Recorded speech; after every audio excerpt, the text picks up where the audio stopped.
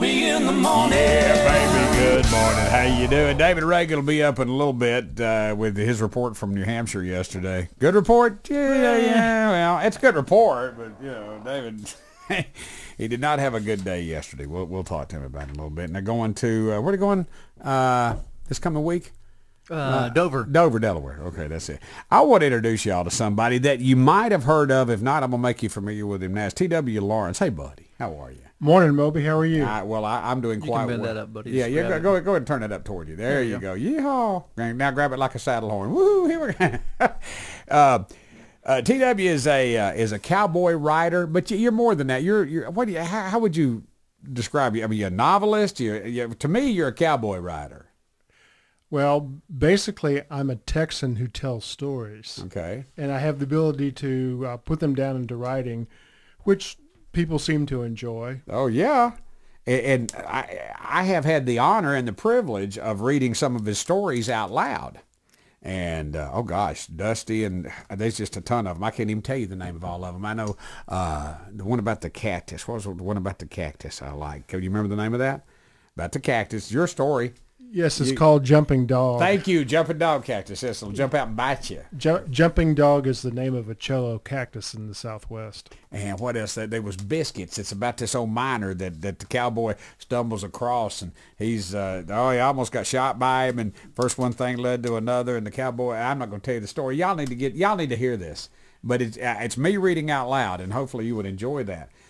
We can go to get the stories that I've read and other stories that other people have read, not nearly as well, would be, where do we go get those? The best place to go is to go to the website, which is called DustyandTheCowboy.com, because Dusty and the Cowboy is the name of the series. Okay. And each one of the stories that you have read is a set of from there. And there's and who's the kid that's not there's another series too. It's not Dusty and the Cowboy, but it's young John Taylor. Young John Taylor is one of the stories, but it's not part of the Dusty series. No, it's not. It's one that you read. But it's on the Cowboy collection, though, huh? Yes. Because I have right now, TW was kind enough to bring me a few copies of Dusty and the Cowboy and a few copies of T.W. Lawrence's Cowboy collection, and this is all me narrating. Yes, it is. Okay. And if you don't mind, I guess that's why you brought them. I'm going to give some of these away. I'm going to give these away on today's Battle of Sexes. Yeah. Okay, Battle of Sexes. It'll be that, and we might find something else to go with it. But, man, I am proud to be working with you. It's an honor. Really. Well, you have certainly made the characters come alive. As a matter of fact, when I'm out, talking with people about the project, they comment more on your telling the story than me writing the story. But as long as they hear the story, that's fine with me. To me, it's just a really cool partnership. I mean, there's a lot of people could have read your stories. It took you to write them, and just to me to be honored with the privilege of reading your stories, it's just so cool because the stories are so cool.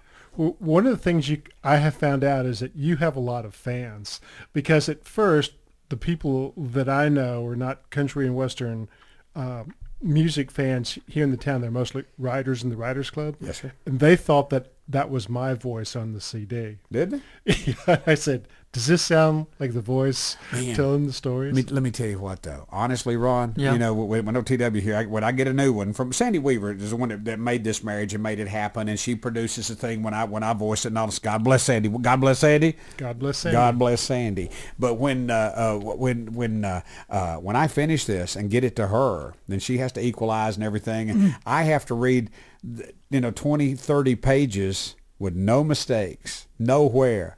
And not only that, TW, he's pretty picky about some certain Mexican pronunciations. Yeah. That's the kid. And I've had to do 3, sometimes 4 passes to get it just right, but they do come out pretty well just right, huh? Yes, and we had that one slight argument about whether the term should be mucho or muy in the phrase. Well, yeah, you were wrong on that one, but it's your story. I was going to say, I let you win on that one. Yes, you know why? Because I was right. Okay. But anyhow, buddy, God bless you, and you're a very talented writer, and I am going to give away a copy of Dusty and the Cowboy and the Cowboy collection during Battle of Sexes today, okay? Okay. But you could go to twlawrence.com. Where can you get them? DustyandTheCowboy.com. Okay, DustyandTheCowboy.com. You can Google T.W. Lawrence and you come up, too, with several things you've written. Yes, because you'll find them on Amazon, you'll find them on iTunes, and you'll find them on Audible.com. Well, you know what? I'm proud to know you. I really am. And it's a privilege, and it's a lot of fun to do these things because I get to be Dusty for a little bit. This is as close to being a real cowboy as I'll ever get to be. I ain't getting on a horse, Ron. Gracie will get on a horse. Hey, let me tell you this.